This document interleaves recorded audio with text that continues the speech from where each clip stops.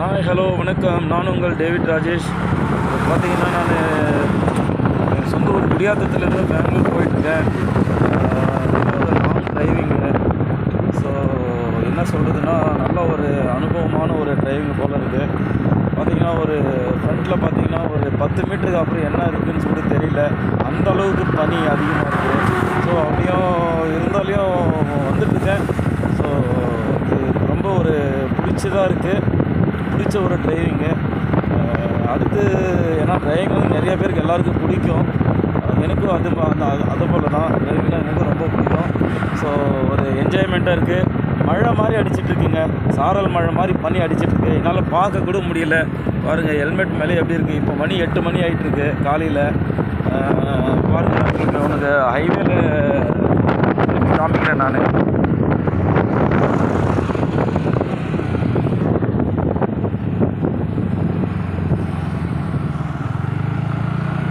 ஒரு நிமிஷம் இருங்க.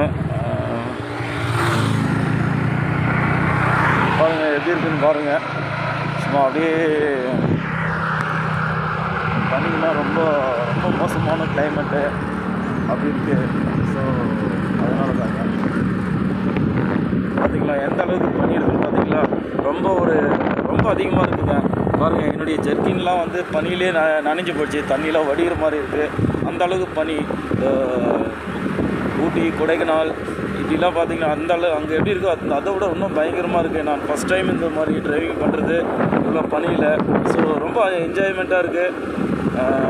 அதே மாதிரி ரொம்ப ஆபத்தான ஒரு விஷயம் கூட. ஏன்னா இந்த இதில் வந்து பார்த்திங்கன்னா டூ வீலரில் போகிறது ரொம்ப கஷ்டம். பட் அப்படி இருந்தாலையும் நான் பார்த்திங்கன்னா பாருங்கள் ஒரு 36, 35 இந்த ரேஞ்சுக்கு தான் நான் அந்த கிலோமீட்டர் ஸ்பீடுக்கு தான் நான் போயிட்டுருக்கேன்.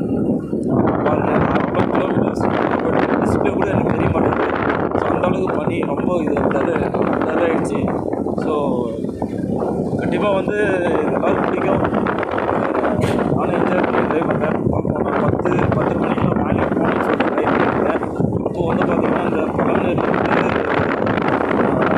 ஹைவேல நான் ட்ராவல் பண்ணிட்டு இருக்கேன். அது பார்த்திங்கன்னா ஹோட்டல் எல்லோரும் ஹோட்டலில் நின்று சாப்பிட்டுருக்காங்க.